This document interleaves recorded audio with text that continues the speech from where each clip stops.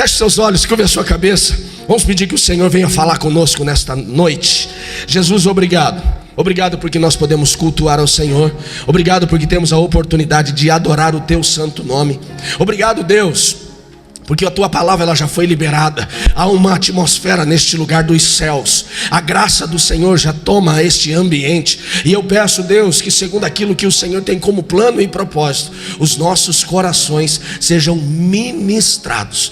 Tudo aquilo que é humano, tudo aquilo que é racional, tudo aquilo que é maligno caia por terra agora. E que a nossa mente, o nosso entendimento, a nossa alma seja liberada para ouvir a sua voz e para que possamos ser tocados pelo Senhor. É a minha oração em nome de Jesus, e aquele que concorda diga amém. Hoje eu quero falar sobre felicidade. Eu creio que esse assunto é um assunto tão importante e que infelizmente, Robson, não sabemos exatamente onde encontrá-la. Onde está a felicidade? Existem pessoas, Bruna, que pensam que a felicidade, solteiras, pensam que a felicidade está no casamento, Mal sabem elas, Não, brincadeira, o casamento é uma benção, amor. Desculpa, É uma benção. Mas tem gente que casa para ser feliz. E tem gente que diz que casa para fazer o outro feliz. Mas é mentira, ele na verdade ele quer ser feliz, O que nós precisamos entender é que a felicidade no casamento ela é construída pelos dois. Quem está entendendo, diga amém. Tem lutas. Quando a Bíblia diz no mundo tereis aflições, significa que você vai ter aflições na empresa, vai ter aflições no negócio, vai ter aflições no casamento, você vai ter aflições. Você vai encontrar situações difíceis, mas Deus diz, tem de bom ânimo, porque eu venci o mundo. Ele venceu o mundo, Michael. Porém, tem pessoas que acham que a felicidade está no casamento e elas casam e não encontram. Tem gente, Ricardo, que pensa que a felicidade ela está na perda de peso. Se eu perder 30 quilos eu vou ser a pessoa mais feliz do mundo. Não vou pedir para você dizer um amém se você pensa assim, Tem gente que, é claro que a perda de peso, uma vida mais saudável, ela te deixa melhor com você mesmo, aumenta a sua autoestima. Mas eu não posso dizer que ela seria a fonte da felicidade do mundo, porque senão não teria muita gente magrinha aqui que estava explodindo de felicidade. Não é somente na vida fitness. Tem pessoas que pensam que a felicidade ela está no dinheiro, na conquista. Olha, o dia que eu passar num concurso público eu vou ser feliz. E eu conheço pessoas que passaram em concurso público e elas não encontraram a felicidade, Kelly. Tem gente que pensa que a felicidade está em abrir o seu próprio negócio. Mal ele sabe que depois que ele abre o seu próprio negócio ele vai ter muita coisa, mas provavelmente vai ser difícil. Ele fala assim, eu vou ter liberdade, essa é a melhor, Quando ele diz assim, eu vou abrir meu negócio, eu vou empreender e eu vou ter liberdade. Ele acha liberdade, William, se for uma confeitaria, então não estou dizendo que é ruim, gente, é bênção, porque Deus prospera, amém, queridos? Amém, igreja? Tem pessoas que pensam que a felicidade ela está em conquistar um novo um círculo de amigos, relacionamentos novos, estar, um grupo de pessoas. Tem outras pessoas que acreditam que a felicidade está numa vida fitness e eles, são ensinados da endorfina, A endorfina, ela é gerada no exercício físico, a endorfina é gerada no comer, no comprar. Então, as pessoas elas vão tentar encontrar a felicidade nessas fontes geradoras de endorfina. A felicidade plena. Por mais que aquilo que eu falei ela possa te trazer uma fase, um momento de felicidade, a plenitude da felicidade ela não vai estar nesses pontos. Não estou dizendo que elas não vão ser boas, não são bênçãos de Deus para nós, mas não estão ali. Foi feita uma pesquisa pelo SPC no Brasil sobre felicidade no ano de 2022. E essa pesquisa disse que 33,5% dos brasileiros afirmaram que ter mais tempo com a família lhes traz felicidade. Isso é bom. Eu só não acredito se eles foram muito sinceros. Eu vejo muito mais gente trabalhando para poder dar alguma coisa para a família do que tirando um tempo para ficar com a família. É verdade ou não é? Mas eles responderam, então eu não posso negar os números. Mas infelizmente essa não é muita verdade no coração de alguns. Dentro dessa pesquisa diz que 15,6% dos brasileiros dizem que a felicidade está numa vida saudável. Academia, puxa ferro, fitness, fazer corrida. A gente veio crescendo muito, Léo, esse ambiente de maratonas. O Léo vende aparelhos de academia, né, Léo? Para academias, condomínios, e tem vendido bem, né? Graças a Deus. Tem, nos últimos anos, pelo menos esse último ano está mais assim, né? Mas nos últimos anos o povo acessou muito. Ainda na pesquisa diz que 14,5% dos que responderam disseram que viajar é a principal fonte para ser feliz. Viajar, conhecer o mundo. Quem gosta de viajar, levanta a mão aí, diga amém. Eita, fala um amém com vontade aí, pelo amor de Deus. Quando você fala amém, você está dizendo assim seja. Mesmo que você não tenha dinheiro, você está profetizando. Quem gosta de viajar, diga amém. A gente notou que nesse período de férias de crianças aí, inclusive alguns já viajaram, né? Eu estou sentindo falta de alguns rostinhos aqui. E ainda a pesquisa diz que 14,3% dos brasileiros afirmam que a felicidade está diretamente relacionada às compras, ao consumo. Eu acho que esse número também é maior. Foi feito um ranking pela ONU sobre os países que o povo mais expressa felicidade. E eu quando eu vi essa pesquisa, eu fiquei até triste, porque o Brasil de 2022 para 2023 caiu 11 posições. Em 2022 o brasileiro se dizia, né, feliz e colocava-se num ranking de 38º país no mundo de um povo feliz. E esse ranking, né, diminuiu a nossa, afastou a nossa posição. Hoje estamos em 49º lugar. O país onde as pessoas se apresentam mais felizes é a Finlândia, seguida pela Dinamarca. Terceiro lugar a Islândia, quarto Israel e quinto Holanda. Me chamou a atenção essa pesquisa e por isso eu trouxe esses dados, Will. Por Israel estar em quarto lugar. Israel não está num território de vantagem climática, pelo contrário, está num território desértico. Israel não vive um momento de paz, pelo contrário, ele vive momentos de constante conflitos há décadas. E de vez em quando nós estamos vendo nas matérias nos jornais os grupos terroristas, Hamas e outros grupos atacando, e Israel tendo que colocar os seus escudos antimísseis, né, tão eficientes. Não é comum, se você fizer uma pesquisa no Google, não agora porque a gente está em culto, mas depois você colocar assim: mulheres servindo o exército em Israel, e colocar imagens, você vai ver imagens, vai ver fotos de moças de 20, 22 anos, vestidinho de verão e uma metralhadora pendurada no ombro. Já viram isso?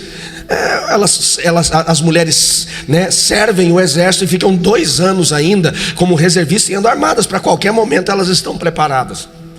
Então eu pergunto, como é que esse povo pode estar em quarto lugar? Num ambiente que o clima não é tão favorável, por mais que a terra seja próspera, um ambiente onde eles estão sendo atacados, né? Guerra constantemente alertas contra o terrorismo, um ambiente onde eles precisam estar armados, um ambiente onde eles são segregados e oprimidos por todas as nações em sua volta. Não existe aliança com os países árabes. E como é que eles conseguem expressar a alegria, a felicidade de tal forma que eles chegam na 4ª posição, comparando-se à Islândia, um país muito rico, Dinamarca, um país de muita prosperidade? Eu só entendo uma coisa, e é uma conjectura minha apenas, Elvis, que eles entenderam, que eles compreenderam onde está a fonte da felicidade. Por mais que o dinheiro, né, existe um ditado que diz que ele não compra felicidade, mas manda buscar o sim. Eu conheço muita gente que é rica, tem dinheiro, mas não é feliz. Eu conheço pessoas que têm poder, influência, mas não são felizes. Eu conheço pessoas que moram num lugar paradisíaco. A gente olha, às vezes vai para o litoral, chega lá, Bombinhas, né, aquela região de Florianópolis. Você fala assim: se eu morasse num lugar desse, eu ia ser feliz. E eu conheço gente que mora num lugar desse e não é feliz. Eu conheço pessoas que passaram em concurso público e têm um ótimo salário e não são felizes. Eu conheço pessoas que têm uma empresa milionária, faturam muito e não são felizes. Elas podem até ter conforto, porque a felicidade, ela pode até passar por esses ambientes, mas a verdadeira felicidade, ela está em Deus. E a Bíblia, ela vai nos falar onde nós vamos encontrar a felicidade. E pelo tempo que eu tenho, eu acredito que eu consiga falar de 4 ou 5 lições que a Bíblia nos dá sobre a felicidade. Se você puder, abra sua Bíblia comigo. Isso é porque Deus vai falar, tá, gente? Quando Deus fala, o povo celebra. Amém, queridos? Vai lá comigo em Salmo 1, verso 1. Salmo 1. Deus, ele vai nos trazer, são centenas de textos bíblicos que nos apresentam, Maurício, a fonte da felicidade. Mas a primeira que eu quero compartilhar com vocês está nesse texto. E na verdade aqui ele nos traz 2 lições em um texto só, Robson. Olha o que diz o texto, se você puder colocar para mim a NVI, me ajudaria bastante. Na versão NVI, que é a mesma tradução, só numa linguagem diferente, ele diz assim, ó: como são felizes, ou felizes são aqueles, ou feliz é aquele. Você vai encontrar várias formas, mas ela quer dizer a mesma coisa. Felizes são aqueles que não se deixam levar pelos conselhos maus, que não seguem os exemplos daqueles que não querem saber de Deus, que não se juntam com os zombadores de tudo que é sagrado. Pelo contrário, ele está falando ainda de felicidade. Pelo contrário, o prazer deles está na lei do Senhor, e nessa lei eles meditam dia e noite. Sabe o que a Bíblia diz? Que a felicidade, ela não está na riqueza, a felicidade, ela não está no poder, a felicidade está em você saber escolher as suas amizades, as suas influências. Você pode até não concordar num primeiro momento que a felicidade está em você saber escolher as amizades, mas com certeza você vai concordar comigo que há muita tristeza e angústia em alguns relacionamentos que você entrou e te trouxeram problemas. Concorda comigo, sim ou não? Avalia comigo, de todas as situações desconfortáveis que você já viveu na sua vida, e dos problemas, dos pecados que você se envolveu, e faça nessa avaliação uma comparação de quantos desses erros, desses momentos angustiantes, frustrantes, desconfortáveis, que você chegou nesse lugar porque você ouviu quem não deveria ter ouvido, andou com quem não deveria ter andado, foi influenciado por pessoas que não deveria ter influenciado. Quem está me entendendo, diga amém. Me ajuda a pregar, por favor. Sim ou não, gente? Tem pessoas aqui que talvez no passado se envolveram com crime, se envolveram com drogas. Tem pessoas aqui no passado que se envolveram com tantas coisas que destruíram, que comprometeram sua vida, casamento, vida dos filhos, porque não entenderam o segredo desse texto. O salmista Davi, quando ele escreve o Salmo 1, ele diz assim, ó: felizes são aqueles que sabem escolher seus relacionamentos, que sabem escolher as suas influências. Ele fala de 3 grupos que nós temos que saber escolher: os maus, os pecadores e os zombadores. Ele diz: felizes são aqueles que não seguem o conselho dos ímpios, que não andam com os pecadores e não sentam à roda dos escarnecedores, daqueles que zombam de Deus.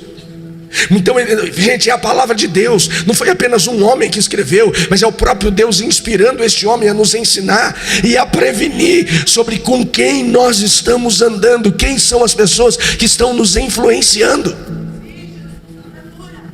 Às vezes nós não entendemos porque um pai e uma mãe falam assim: eu não gosto dessa pessoa, eu não gosto dessa menina, eu não gosto desse rapaz. Ou a esposa olha para você e fala assim: eu não gosto desse cara. A gente fala assim: já começou a pegar no pé. Olha, já começou. Minha mãe não gosta de ninguém, meu pai não gosta de ninguém. A minha mulher começar a andar, ela não gosta. Gente, quantas vezes você já parou para pensar que Deus está usando essa pessoa que te ama para te afastar de uma encrenca? E nós insistimos de tolos, e infelizmente só damos conta que fizemos a escolha errada e encontramos, ao invés da felicidade, a angústia, a tristeza, a frustração, porque não ouvimos quem deveríamos ter ouvido.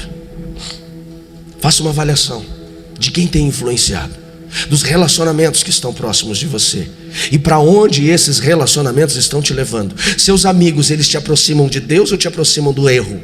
Seus amigos te aproximam do que é certo ou te aproximam do que é errado? Seus amigos, eles te aproximam de uma felicidade familiar ou estão tirando você da sua família? Vale a pena avaliarmos. Ainda nesse texto, ele vai dizer, a continuidade: felizes são aqueles que não se deixam levar pelos conselhos, pelas amizades. Antes ele diz: eles têm o seu prazer. Em algumas versões diz pelo contrário, o prazer deles está na lei do Senhor, e nessa lei meditam dia e noite. Então ele está dizendo, porém a felicidade, Lu, ela está onde? Ela está em você conhecer. Quando fala da lei do Senhor, está falando das escrituras sagradas. Se nós aprendêssemos a escolher as nossas amizades e escolhêssemos, pastor Dodô, além de escolher as amizades, Clebinho, andar segundo os princípios da palavra de Deus, nós evitaríamos muito, mas muitos problemas. A Bíblia, ela tem conselho para você em tudo. A Bíblia tem conselho para você como administrar suas finanças. A Bíblia tem conselho como você educar seus filhos. A Bíblia tem conselho de como você tratar seu marido, sua esposa. A Bíblia, ela tem conselho de como você ter relacionamentos, amizades. A Bíblia tem conselho de como você encontrar a paz. A Bíblia tem conselho em como você sair daquilo que pode te destruir. Tudo o que você precisa saber na sua vida, a Bíblia vai te ensinar. Você tem uma empresa, a Bíblia vai te ensinar a administrar os seus negócios. A Bíblia vai te ensinar a ser planejador. Nós olhamos a Bíblia apenas como um livro sagrado que nem lemos. Deixamos aberto muitas vezes no Salmo 91, no Salmo 23. Como deixar a Bíblia aberta tivesse algum poder, mas não colocamos ela em prática. O poder do Salmo 23, do Salmo 91 não está em estar aberto, está em você praticar. Praticar. Olha que coisa interessante. Quando a Bíblia fala de felicidade, ele diz assim no Evangelho de João, no capítulo 13, verso 17: agora que vocês sabem estas coisas, serão felizes se praticarem. Não adianta apenas você saber, você tem que viver a palavra do Senhor. Eu perco a conta, Cadu, de quantas pessoas me procuram e dizem assim: pastor Márcio, se eu tivesse conhecido Jesus antes, eu teria errado muito menos, eu teria me frustrado tão menos. Se eu tivesse aprendido a aplicar a palavra de Deus, não é a minha palavra, é a de Deus, é as escrituras, são as escrituras sagradas, eu teria cometido tantos erros menos. Mas às vezes somos obstinados demais para compreender e rejeitamos a verdade. A Bíblia não é um livro de religião, a Bíblia é o manual da sua vida. É o manual da sua vida. Independente da sua caminhada cristã ser longa ou pequena, e de você ter uma caminhada cristã ou não, quando você entende as escrituras sagradas e aplica na sua vida, você será feliz. Segunda lição que nós aprendemos, Lorival, sobre felicidade. Vai comigo, por gentileza, no livro de Salmos ainda, Salmo 128, verso 1 e 2. Salmo 121, verso 1 e 2. Ele continua falando sobre felicidade. E você vai encontrar mais de 3.700 versículos na Bíblia falando sobre felicidade. Sabe o que acontece? Quando você entende as escrituras sagradas, se você avaliar a quantidade de ensino que a Bíblia tem sobre felicidade, e fosse aplicar um conselho desse sobre felicidade por dia, nós ficaríamos, Wesley, 10 anos, olha comigo, 10 anos colocando um conselho em prática por dia, para poder ter que repetir o primeiro. Aí eu te pergunto, Deus quer te ver feliz, sim ou não? Sim ou não? Claro que quer, senão ele não te ensinaria. Por que nós não vivemos, Evandro, a felicidade? Porque nós rejeitamos o ensino. Olha o texto, Salmo 128, verso 1. Ele diz assim, como é feliz aquele que teme ao Senhor e anda em seus caminhos. Ele comerá do fruto do seu trabalho, será feliz e próspero. A Bíblia diz que não apenas a felicidade, mas a prosperidade. E Gelson, a prosperidade é diferente daquilo que muitas vezes nós acreditamos. A prosperidade não é só riqueza, não é só dinheiro. A prosperidade é você ter saúde, a prosperidade é você ter paz. Do que adianta ter dinheiro, Ju, e não ter paz? Ele diz, quando você aplica este conselho, você não será apenas feliz, mas você terá paz. E qual é o conselho? Ele diz, tema ao Senhor e ande em seus caminhos. Quando as escrituras sagradas falam deles, de temer ao Senhor, não é ter medo de Deus.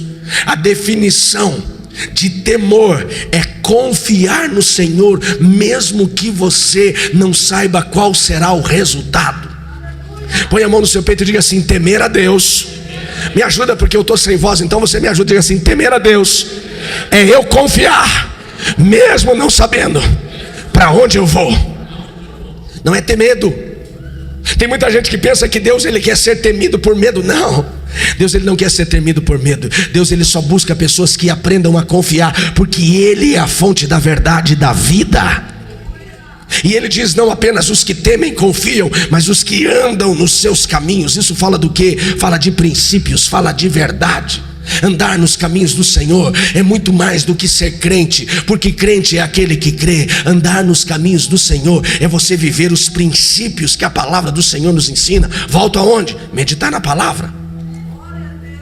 Quando nós aprendemos a andar segundo os princípios da palavra, nós vamos errar muito menos. Muito menos. Avalie todas as vezes que você teve perdas, fracassos, passou vergonha e humilhação. Eu posso dizer que grande parte delas foram geradas na sua vida porque você não sabia o princípio correto para agir naquele momento. Por exemplo, quem aqui, agora eu vou arrumar encrenca, será que eu faço? Quem aqui já emprestou dinheiro para os outros aqui? Já emprestou? Levanta a mão. Quem aqui já emprestou dinheiro para os outros e não recebeu? Quem aqui já emprestou o CPF, o nome, para outras pessoas? Quem aqui emprestou o CPF, o nome, e não foi pagar a conta? Quem aqui já foi fiador e se arrependeu? Quem já foi fiador aqui? Se arrependeu?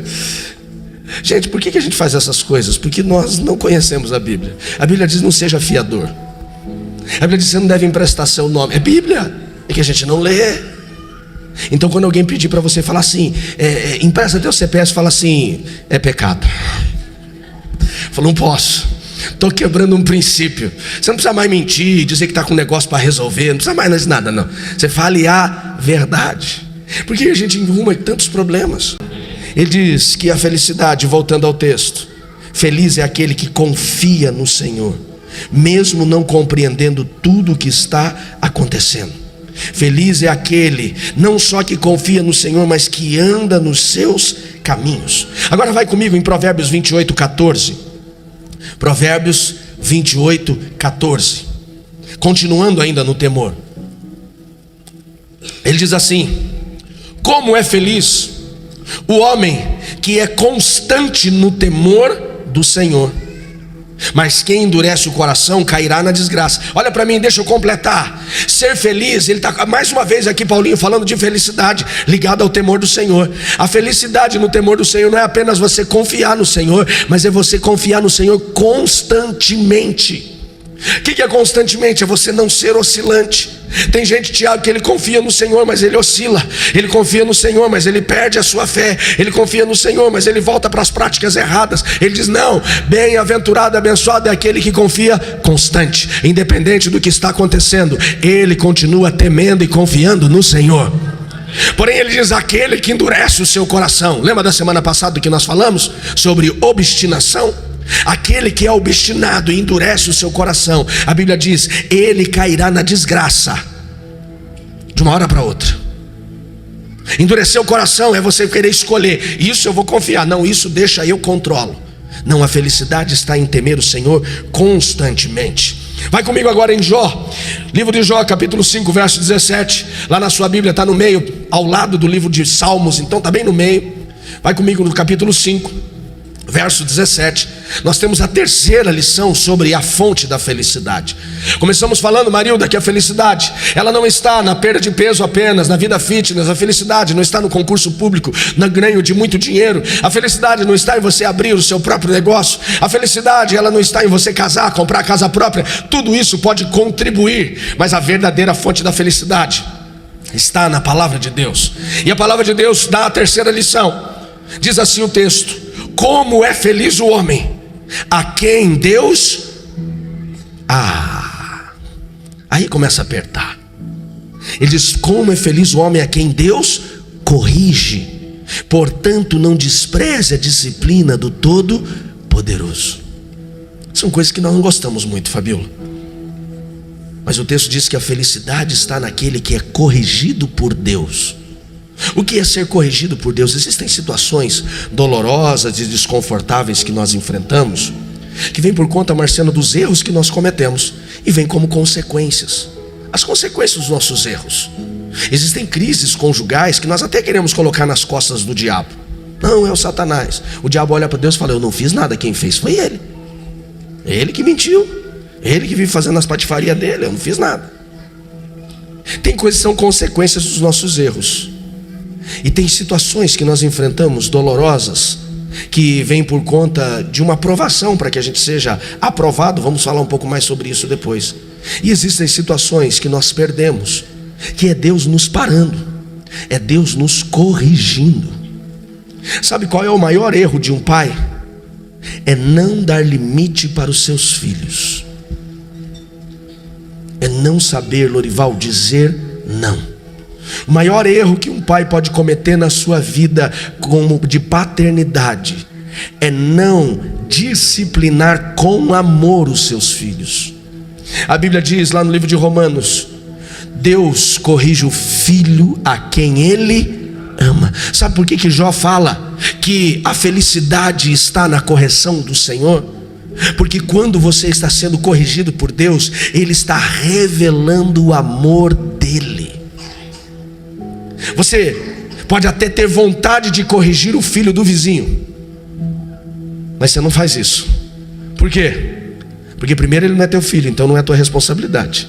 Cada um com seus filhos, cada um com seus problemas. Salmos 37 diz: não fique apreensivo, preocupado quando o ímpio começar a prosperar. Ele fala: não, Deus não tem compromisso com o ímpio. Quem é o ímpio? Aquele que rejeita Deus. Ele diz: Deus não tem compromisso com o ímpio. Ele falou: não se preocupe, que o ímpio, ele é como o capim, ele é como uma erva daninha que cresce, fica viçosa, mas o sol queima e ela morre.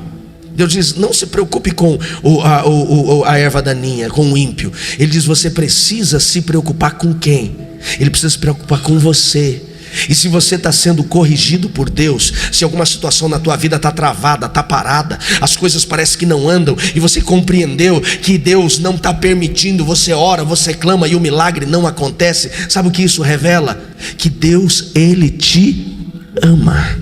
Porque o princípio ativo do amor de Deus é a correção. A gente viu que o amém diminui nessa hora. Quantas vezes nós já passamos por situações e não demos conta que era Deus nos parando para nos colocar no caminho certo? Às vezes passamos por crises no casamento, culpamos o diabo, mas a culpa é nossa, e Deus, Ele está nos alinhando dentro do que é para ser, na vida financeira, onde for. Entenda isso, a correção de Deus, ela não tem o objetivo de destruir você, matar você. A correção de Deus tem o objetivo de alinhar você, porque Ele te ama. Qual é o pai que vai ver o filho cometendo erros constantemente e vai deixar? Profeta Eli, 1 Samuel capítulo 1 e 2, fala que o profeta Eli tinha 2 filhos, Ofni e Finéias, 2 sacerdotes profanos. Preguei sobre eles algum tempo atrás. E o pai deles fazia o quê? Nada. Eles roubavam as ofertas do templo, o pai não fazia nada. Eles se envolviam com prostituição dentro do templo, o pai não fazia nada. Deus levanta um profeta, diz: vai falar para Eli, por que você deixa seus filhos fazerem isso? E ele não se posicionou. Sabe o que aconteceu? O pecado dos filhos de Eli levaram eles à morte, porque o pai não corrigiu.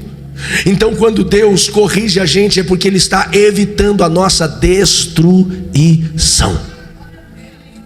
Estou passando por um aperto, está desconfortável, agradeça a Deus. Lembra uma música antiga? Estou passando pela prova, dando glória a Deus. É nessa hora. Às vezes o processo não é uma prova, às vezes o processo é uma correção. Aceita. Feliz é aquele que não despreza a correção, não despreza a disciplina do Todo-Poderoso. Vamos para frente. Vai lá comigo em Provérbios capítulo 3, verso 13. Provérbios capítulo 3, verso 13. Ele vai dar mais uma lição de felicidade. Estamos na quarta ou na quinta? Quarta ou quinta? Vocês nem estão prestando atenção? Ufa. Quarta lição sobre felicidade. Tudo é base bíblica, amém, queridos? Quem está entendendo a palavra de Deus hoje, diga amém. Vai lá comigo. Provérbios 3,13 diz assim, ó: como é feliz. Quando a Bíblia fala de bem-aventurança, bem-aventurado, ele está falando de felicidade. Essa é a tradução correta. Como é feliz o homem que acha sabedoria e que obtém entendimento. São duas coisas distintas aqui que vão trazer felicidade. Uma é a sabedoria, Outra é o entendimento, que também pode ser compreendido como conhecimento e inteligência. Não são a mesma coisa. A sabedoria, o entendimento, a sabedoria e o conhecimento são coisas totalmente distintas. Por quê? Porque o conhecimento, você vai, pode dizer que ele deixa claro, ele diz que obtém. Sérgio, o conhecimento é uma coisa que nós vamos obter. Conhecimento é algo que nós vamos conquistar. Sabedoria é algo que vem de Deus. Ele diz: bem-aventurados que encontram os dois. Onde eu encontro, Adauri, o conhecimento, o entendimento? Eu encontro o conhecimento e entendimento de duas formas: com o conhecimento empírico. O que é o empírico? A experiência de vida que você vai adquirindo durante a sua caminhada, seus erros, seus acertos, os conselhos, as pessoas corretas que você anda vão gerar um conhecimento empírico. Eu tenho certeza que tem pessoas aqui que cometeram, Leozinho, erros lá atrás, tiveram prejuízos, mas aprenderam a não cometer o mesmo erro. Quem está aqui comigo, diga amém. Também entendemos e geramos o conhecimento através do conhecimento acadêmico, estudos, livros, cursos, graduações, pós-graduações, mestrado. Estudar é maravilhoso. E o texto diz: feliz é aquele que obtém conhecimento. Feliz é aquele. Nós precisamos nos empenhar em buscar o conhecimento, empenhar em estudar. Pessoas que elas não rompem profissionalmente, pessoas que não aumentam os seus rendimentos, pessoas que não aumentam a sua influência. Por quê? Porque elas não foram buscar. É muito fácil você reclamar que não foi promovido. É muito fácil você reclamar que o seu salário não aumenta. É muito fácil falar que você está frustrado profissionalmente. Mas o quanto você se capacita para isso? Há 30 anos atrás era muito mais difícil. Você ia fazer um vestibular, tinha que fazer um pré-vestibular, você tinha que estudar pra caramba. Curso de direito, de medicina, odontologia extremamente concorridos. Hoje é muito mais fácil. Você tinha que ir para a faculdade toda noite, manhã, tarde.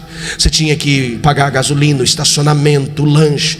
Hoje você adquire conhecimento de dentro da sua casa. É verdade ou não é, gente?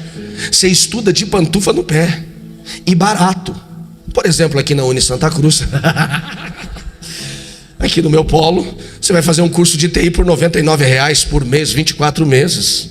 Já vou aproveitando, dando uma dica, de conhecimento acadêmico. Mas hoje é muito mais fácil. Nunca se publicaram tantos livros, nunca se encontrou tanta informação. A internet, ela tem muita coisa boa, tem algumas coisas que não são tão boas assim, mas você pode adquirir. Agora o ponto não é ter à disposição. O ponto principal, Júnior, é o quanto nós estamos indo atrás disso. Então ele diz: feliz é aquele que obtém o conhecimento, e feliz é aquele que encontra sabedoria. O conhecimento você encontra em livros, encontra na experiência, encontra nos estudos. Agora a sabedoria você encontra somente em Deus. Abra a tua Bíblia comigo lá no livro de Tiago. Vai lá comigo, por gentileza, se você puder. Livro de Tiago, capítulo 1, verso 5. Capítulo 1, verso 5 de Tiago. Diz assim: olha o que diz o texto, Wesley. É maravilhoso esse texto. Se algum de vocês precisa de sabedoria, onde é a fonte de sabedoria? Ele diz: peça a Deus, porque Ele é generoso, e quem pedir receberá, e Ele não repreenderá por pedirem. Pastor, o que é inteligência? Inteligência é o conhecimento que eu adquiro. O que é sabedoria? É o discernimento que eu tenho. O teu conhecimento não permite você discernir talvez amizades, mas Maristela, a sabedoria te dá discernimento para você discernir relacionamentos. O conhecimento, ele talvez não te dê compreensão de respostas no momento certo. Eu conheço gente inteligentíssima, Orlando, que vive em crise no casamento. O cara tem muito conhecimento, é muito inteligente, mas ele não sai das crises conjugais. Por quê? Porque a inteligência não te ensina talvez a dar respostas corretas nas crises conjugais. Agora a sabedoria dá. Às vezes, Felipe, nós não damos conta por que estamos enfrentando situações desconfortáveis e arrumamos encrenca no casamento, e tem gente que quer ter razão. O sábio aprende que nem sempre ter razão vai te levar à felicidade. Tem coisas, por exemplo, no casamento que você tem que escolher: eu vou ter razão ou eu vou ser feliz? Você escolhe. Você quer ter razão ou ser feliz? Feliz. Aí, André, gostei, me ajuda. Razão ou ser feliz? Tem muita gente que fica 3, 4 dias, Cris, sem conversar com o cônjuge, porque quer ter razão. Guerra, encrenca, discussão, soberba, porque quer ter razão. Tem, meu irmão, quando você entra numa crise conjugal, ninguém ganha, porque eu vou provar para ela. Sabe o que você vai provar para ela? Que você é tolo. Você é tolo. Se ele não vier me pedir perdão, não tem conversa. Ela dorme com 2 calças jeans. E ele vai. Ele vai. Chega uma hora que ele vai. Falta de sabedoria. A fonte da sabedoria é Deus. Se você tem tido dificuldade para dar as respostas corretas da vida, se você tem tido dificuldade para discernir o que deve ser feito e como deve ser feito, o texto diz: peça sabedoria ao Senhor. Feliz é aquele que encontra sabedoria. Coloque-se de pé, por favor, para a gente orar. Obrigado, Deus.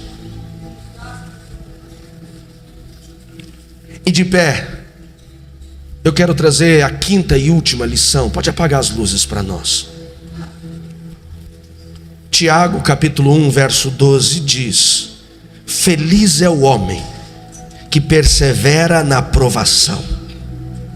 Feliz é aquele que persevera na provação, porque depois de aprovado receberá a coroa da vida que Deus prometeu àqueles que o amam. Existem situações que nós não estamos conseguindo, pastor Dodô, ser plenos. Não estamos conseguindo viver conquistas. É porque nós não somos perseverantes. Eu falei para vocês que existem situações desconfortáveis que nós enfrentamos, que vêm por conta das consequências dos nossos erros.